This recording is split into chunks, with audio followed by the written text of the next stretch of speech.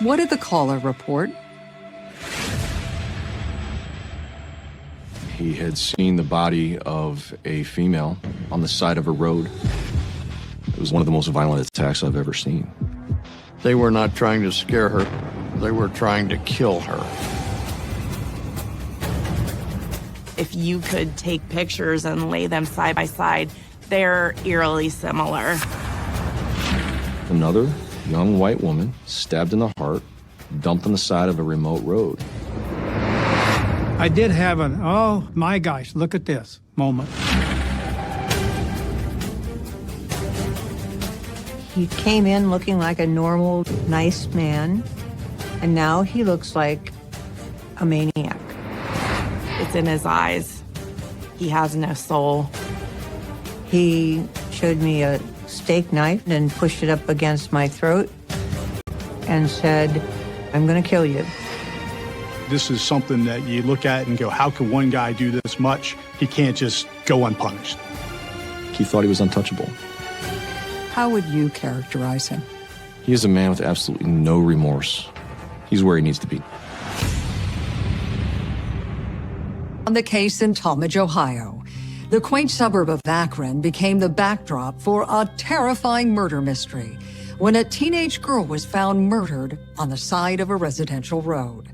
As police set out to find her killer, it quickly became clear the job would not be easy.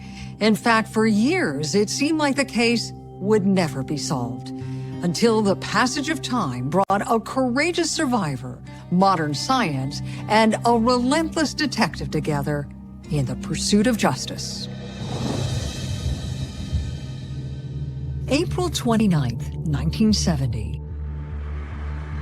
As the sun rose that Wednesday, it seemed like it would be just another peaceful Ohio morning. Then, a gruesome discovery triggered chaos. A call came in to the Talmadge Police Department. What did the caller report? He had seen the body of a female on the side of a road and could tell that she was deceased.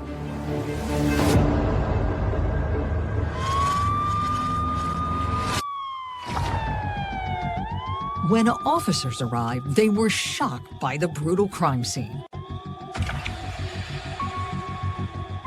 The victim's clothing was stained with blood, and there was a jacket draped over her face. She would have been right here, just off the curb, literally touching it. It appeared as though she had been pushed out of a car and left there. Her right knee was pulled up, and her right arm was behind her back, with her left arm stretched out. The condition of the body provided investigators with critical information. Could they get any sense of how long the body might have been there? They could ascertain a time of death of about 8 hours prior.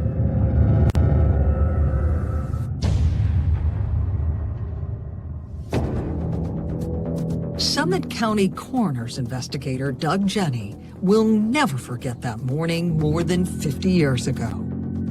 In 1970, the area wasn't developed. At that time, it was pretty desolate. What did you see when you arrived? I saw a young girl. She was kind of sprawled face down, and there appeared to be some blood, but not a large quantity of blood. Still, to the eye of a veteran homicide investigator, the series of small holes in her shirt made it obvious that this had been no accident. We turned her over and then found that she had been stabbed repeatedly. How would you characterize the violence involved in her murder? Looked like a very vicious attack. A number of stab wounds, and where they were not trying to scare her, they were trying to kill her.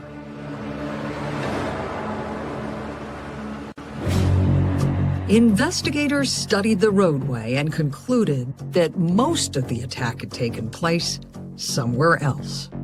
With that many stab wounds, there would have been a lot of blood all over, and we did not see that. The location, about a mile off the nearest main road, appeared to have been chosen by the killer, knowing there was little chance of being seen by a witness. The only thing that was here at that time was the model home. There were no street lights. This would have been completely isolated and dark. A perfect place to dump a body. Investigators searched the immediate area around the victim and found nothing of evidentiary value. There was no purse nor evidence that identified the young woman. But just a few blocks away, items of clothing were discovered scattered along the road. Among them were stockings, a white uniform dress, a pair of brown leather loafers, and a blue coat with brass buttons. Did investigators believe those items of clothing belonged to the victim? Given the proximity of where they were located, they thought it likely belonged to her. Still, police were puzzled. The victim had been fully clothed and was wearing high-heel sandals when she was discovered. They also found nothing among the recovered items that helped to identify the young woman. They hoped the victim's autopsy might give them a lead. It was during the coroner's examination that the true nightmare of the attack came into focus. What was the cause of her death? Multiple stab wounds to her heart and her lungs. Approximately how large were her stab wounds? Most were about 9/16 to a half-inch wide, a very small blade. Each stab wound matched a rip in the victim's shirt. It did not appear to be a big knife. It appeared that it was the size of a steak knife that you might have at home. The coroner determined that the young woman had been beaten and strangled during the attack. How would you characterize this murder? Incredibly personal, one of the most violent attacks I've ever seen. Did the coroner find any evidence of a sexual assault? No. So then could any determination be made about the motive for the murder? No, not at that point. Investigators did see clues that indicated that the victim had fought for her life.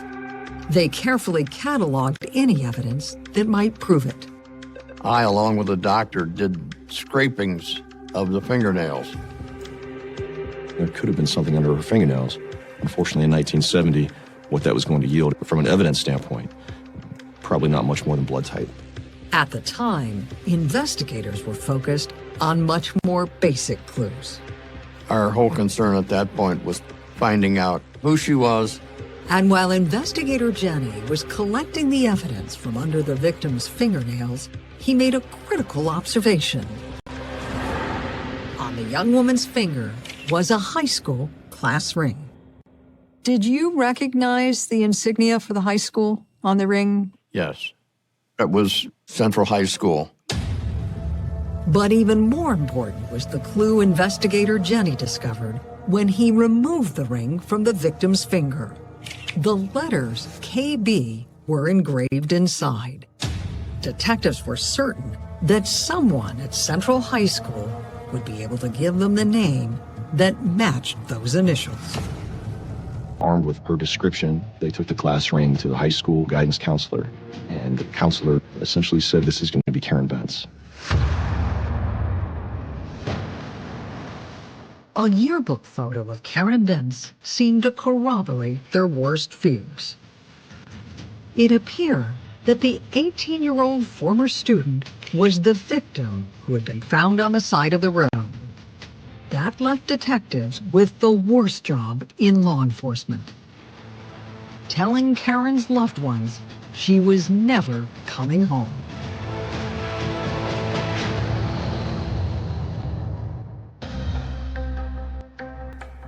As detectives in Talmadge, Ohio approached the childhood home of 18-year-old Karen Bence, they had her high school class ring in hand and a few gut-wrenching questions to ask her parents. They were certain The answers would confirm that Karen was the victim they had found on the side of the road just 7 miles away.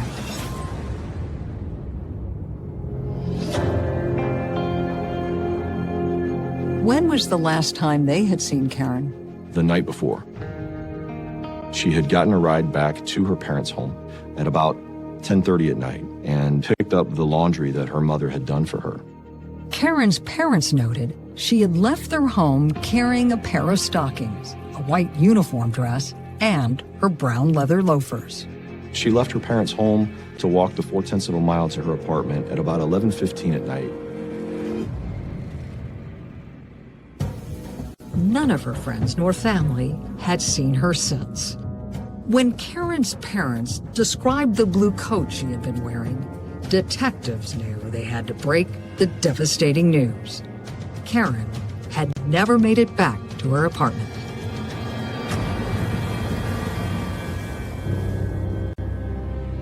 When I tell that to a family member, it changes their whole life.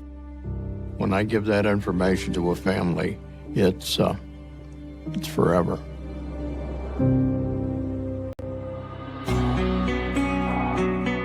Lynn Broyles shared an apartment with Karen and got the crushing news from her father. How would you describe Karen? What was she like? She was easy to talk to. She was funny. She had these bright blue eyes that just twinkled. She had a soft heart. If you'd met her today, you would have loved her too.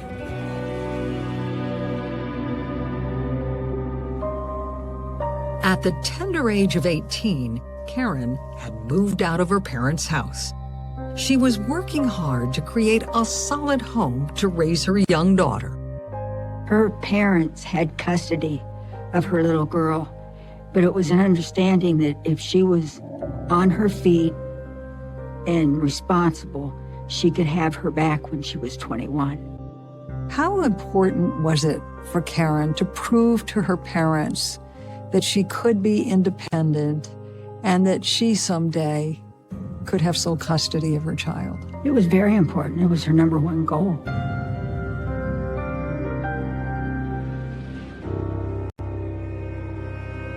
Now her grieving loved ones were faced with difficult questions.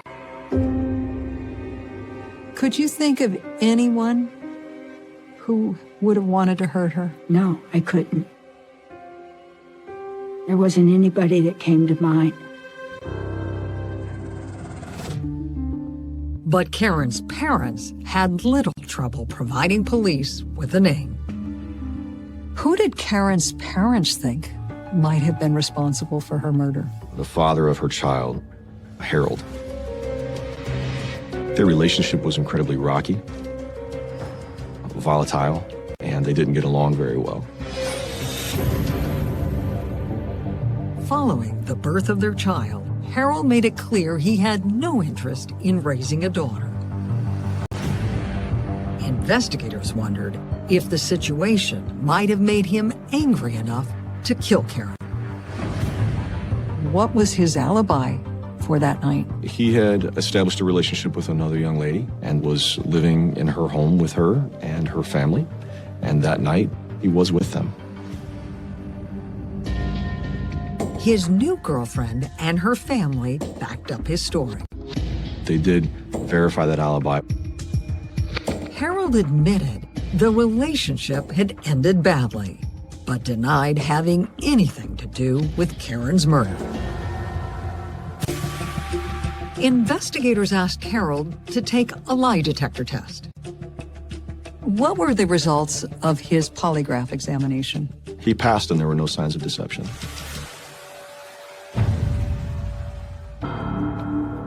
After Harold was cleared, police had little to go on. There was no eyewitness to the crime and no obvious suspect.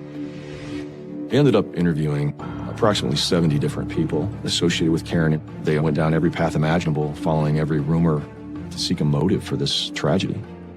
But none of those whispers advanced the case.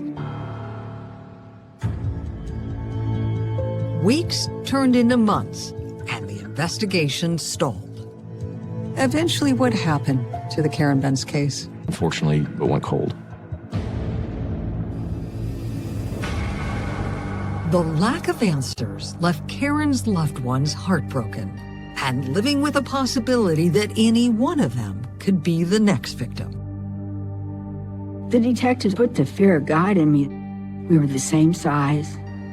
We wore each other's clothes. For all they knew, maybe the person was after me. Police were also on edge. They feared it was just a matter of time before the killer of Karen Bence struck again. Without a motive, you have no idea.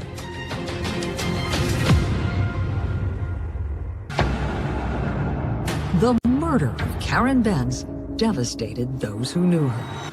But like many cases in the early 1970s, its details were known by few outside the city limits of Talmadge. There was no state nor national database for unsolved crimes.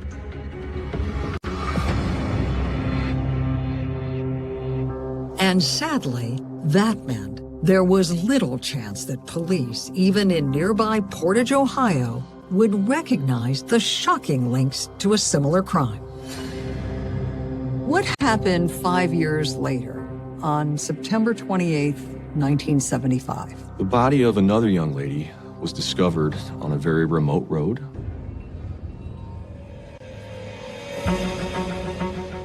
Lead detective Ron Snyder had never heard the name Karen Bence before when he was assigned to the case. The lady in this house here came out to get her newspaper, and she observed an unidentified woman lying on her back.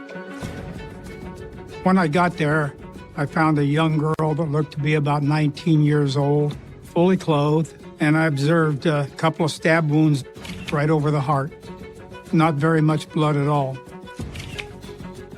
She had a shirt on, but that shirt had been rolled up, similar to Karen Bence. Did investigators believe she had been murdered in the spot where she was found? No, there were no signs of any struggle there, but there were tire marks, which had indicated a high-speed withdrawal from the area. Detectives believe that the victim had been pushed out of the car that left those tire impressions after she was dead. A search of the area didn't reveal anything that would identify the killer or the young woman. What did the coroner determine was the cause of her death? A single stab wound to the heart. Was it determined she had been sexually assaulted? No sexual assault was apparent, but given the fact that her breast was exposed, they would still classify it as a sex-related homicide. As the medical examiner removed the shirt that had been pushed up over the victim's face, a critical clue was discovered. There was a very small piece of plastic. As investigators studied it, they theorized it had been part of the murder weapon. The coroner noted that he thought it was a piece of a steak knife.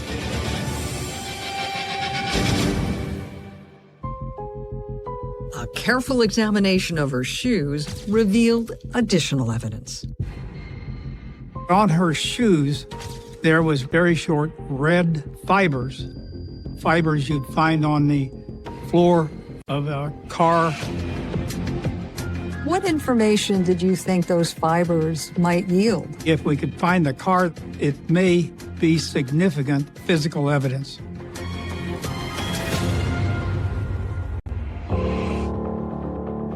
How was the victim identified? The woman was filing a missing persons report. She described her daughter, who didn't come home that night, and eventually the father came down to the hospital and got positive identification. The young woman who had been killed was 20-year-old Loretta Davis. Her parents said she had gone out the night before to get something to eat and never returned. Could her parents think of anyone who would have wanted to hurt her? She was a kind, generous very thoughtful young lady. Nobody had a single idea of who a suspect could be.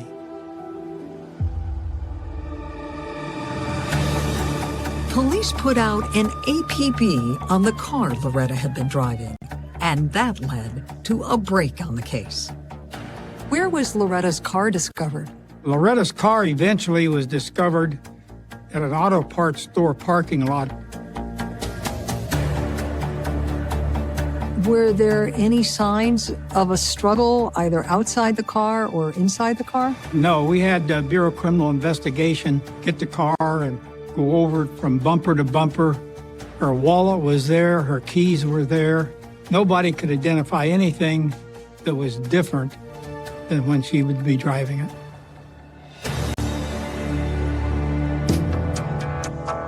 Loretta and her car were well known by people in the community. And as word of her murder spread, police got a critical tip. Did anyone see Loretta near her car that night? Yes, a couple that had been going home from a party that night, and they said they think they seen Loretta and a male subject parked at the auto parts store.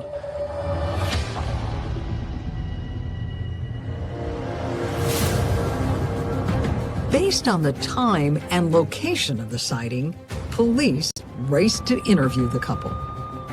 The female witness worked for Loretta's mother. She was absolutely positive that the party in a light-collared Chrysler Cordova next to Loretta's car was a male, and that Loretta was in the car with him. Neither witness recognized the man, but they were confident he was white with medium-length brown hair. Was there anything to indicate she was in distress? They did not believe so, but they just thought it was very odd because Loretta was so shy, and for her to be in the car of someone she didn't know was very out of the ordinary. Detectives were confident the couple had seen Loretta with the man who murdered her. But would police be able to find the killer before he struck again?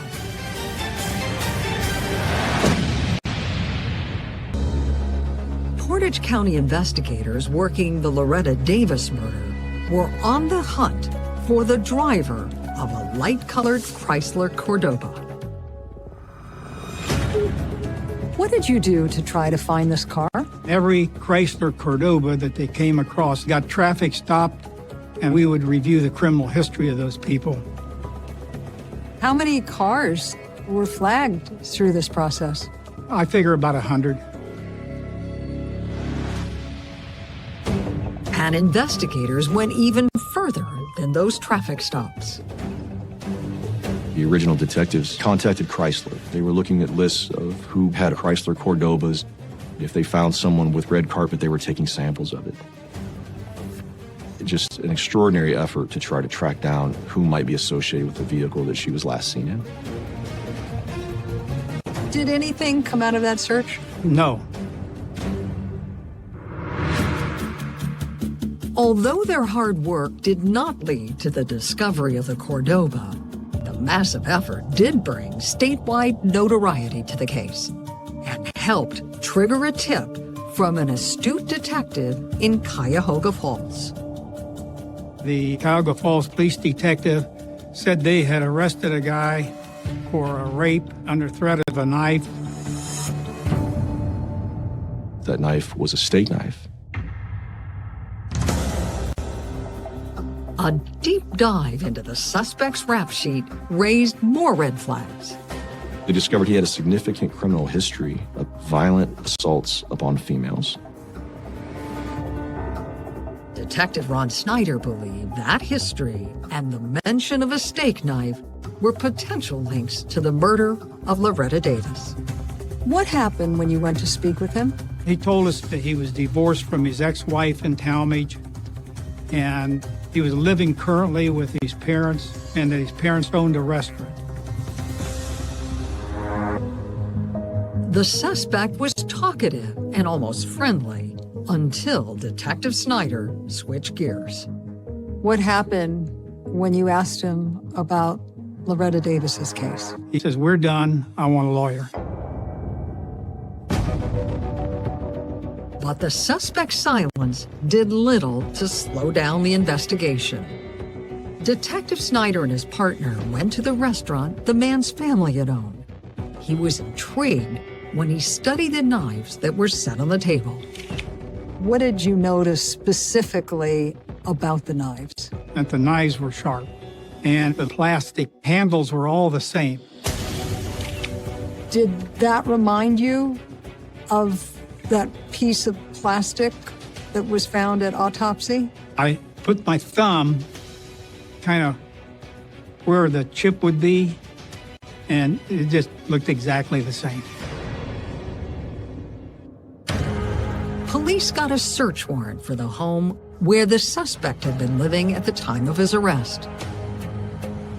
In the kitchen drawer, they recovered several steak knives that were identical to the ones they had noticed at the restaurant. They were sent to the lab for testing. Investigators also wanted to sit down with their suspect's ex-wife. We made arrangements to meet her at her apartment in Talmadge. And when we pulled up, I noticed that in her parking spot was the car fitting the description of the suspect car. But it was the floor mats in the ex-wife's car that really caught the investigators' attention. They were the same color red as the fibers on Loretta's shoes. She allowed us to seize her car, which we turned over to the Bureau of Criminal Investigation. Detectives believed they were closing in on Loretta's killer. But the lab report was disappointing. Technicians said the handles on the steak knives were consistent with the plastic they recovered from the murder weapon, but they couldn't say they were identical. And the results on the floor mats were just as frustrating. The fibers were the right color, but not an exact match. Did you have enough to make an arrest? I had probable cause to make an arrest, but chose not to. Because once you make an arrest, you're forced to try the case, and if you lose, that person can never be tried for that crime again. You only get one shot at someone in our system. If you go to trial and they're acquitted, then you're done. Investigators believed they still had time to improve their case. We knew he was going to go to prison for the rape in Cuyahoga Falls.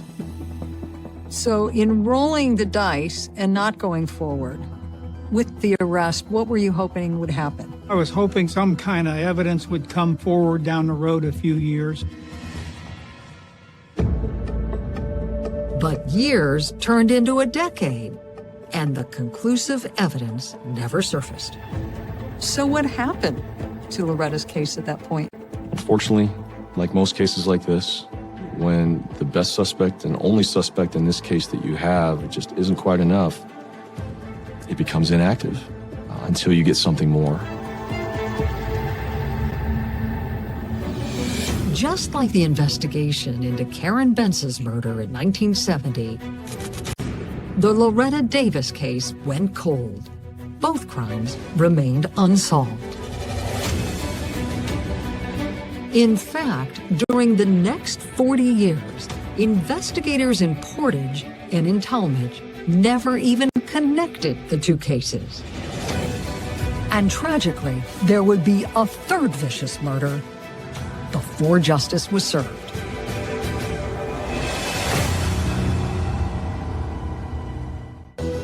The murders of Karen Bence and Loretta Davis were strikingly similar.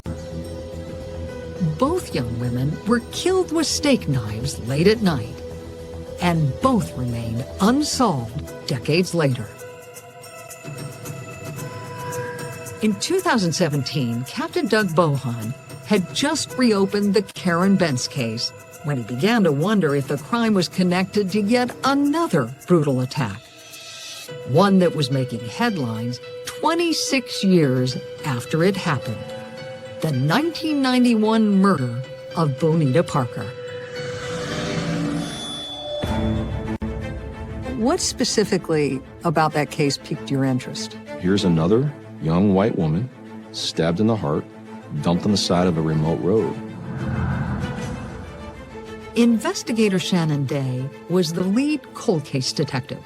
It appeared that she had been killed somewhere other than the scene itself. There wasn't a lot of blood evidence. But it was the murder weapon, a steak knife, that really caught investigators' attention. And this time, they had physical evidence to connect a 72-year-old suspect to the crime. Under my victim's fingernails, there was a DNA hit, Gustav Safaris. I am beyond certain, with no doubt in my mind, that we had the right person.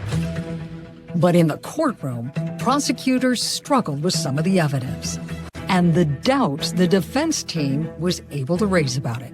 His DNA was under her fingernails. Unfortunately, there was also the DNA of 2 other men upon her clothing, and so he was acquitted of that murder. The shocking acquittal left Captain Bohan convinced that the jury had gotten it wrong. And he was determined to make sure that all of the hard work Detective Day had done wasn't in vain. I had wanted to bring the family closure, and I wasn't afforded the opportunity to do that. It was a huge blow. As Captain Bohan looked into the background of Safaris, he discovered that the acquittal wasn't the first time he had avoided justice after an arrest. Gustav Safaris had a significant criminal history of abducting and attacking women. In total, Safaris had been arrested more than 7 times for violent crimes, but had only been convicted of 1 sexual assault.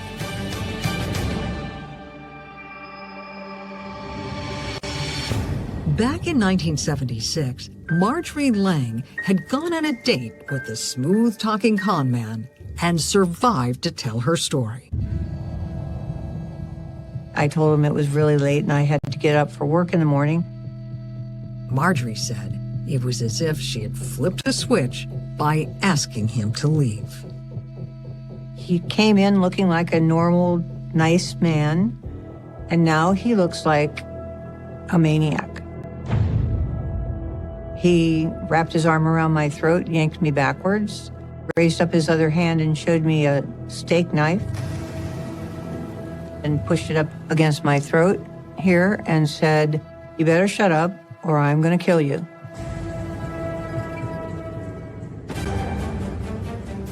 Safaris then sexually assaulted Marjorie. When the attack was over, she knew she was lucky to be alive. But Marjorie was determined to see Safaris punished.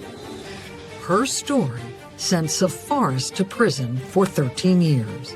Then, just months after his 1991 release, Bonita Parker was murdered.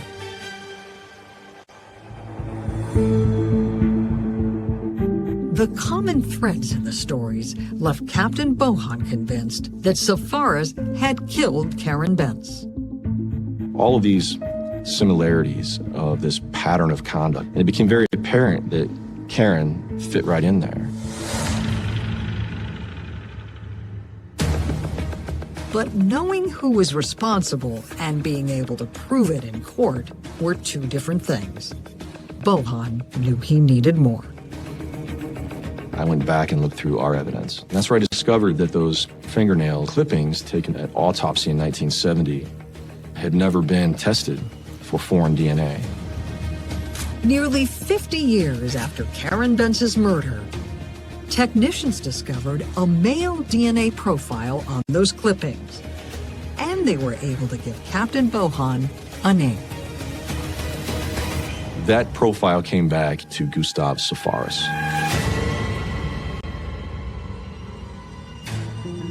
Bohan brought in Safaris, then a free man, for questioning. He asked his prime suspect whether he had ever met Karen Bence. His denials, knowing Karen, being anywhere Karen ever was, were just over the top. It was just absurd. Did you get the impression that he believed he was going to get away with murder? I think he thought he was untouchable. But Captain Bohan believed he had enough to arrest Safaris for the murder of Karen Bence. And by then, there was another charge he wanted to add. When I looked at Safaris's history again, then Loretta Jean Davis's case popped up.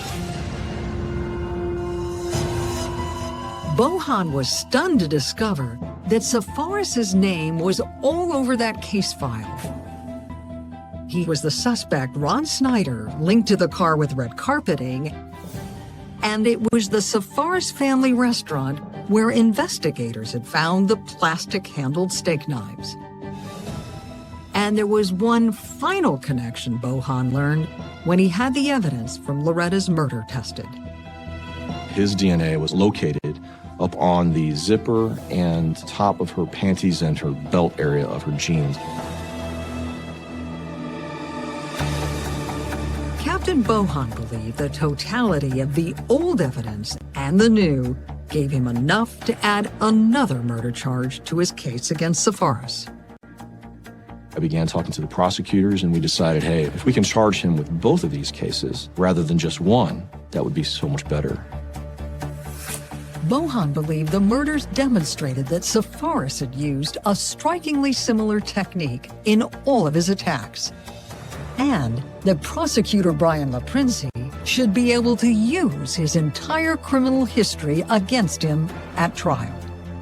We had to make sure that we could connect it enough to use it as a similar act. Our argument was a common thread throughout the cases. A judge ultimately agreed, and that meant when Safaris went on trial for the murders of Karen Bence and Loretta Davis in March of 2023, Marjorie Lang could take the stand against him. When they called me and wanted to know if I was willing to testify, I said, you tell me the time, I'll be there. 50 years later, she still said you can't just go unpunished. These other women deserve some justice too. She was fantastic. Marjorie's chilling testimony helped seal the case. Safaris was found guilty of both murders. What did the guilty verdict mean to you? It meant that I did my job, and a sense of peace came over me, a sense of freedom. When they found him guilty on all counts, it was almost unbelievable. It felt really good. Safaris was sentenced to life in prison without the possibility of parole.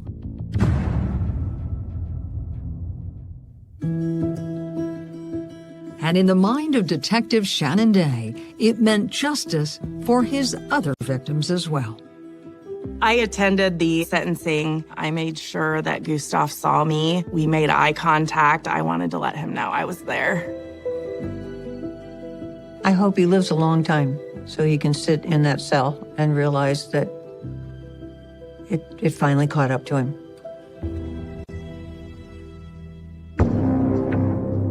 Gustav Safaris' 50-year reign of terror was finally over. How would you characterize him? He is a man with absolutely no remorse for what he did. Absolutely no thought for the lives that he impacted. He's where he needs to be now.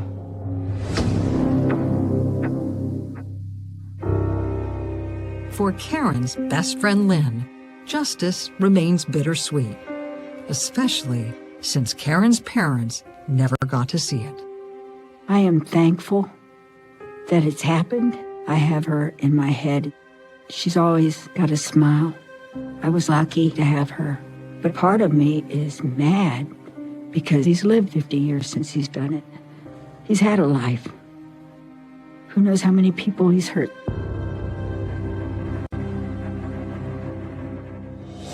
Doug Bohan received a Distinguished Service Award for his work in solving these murders.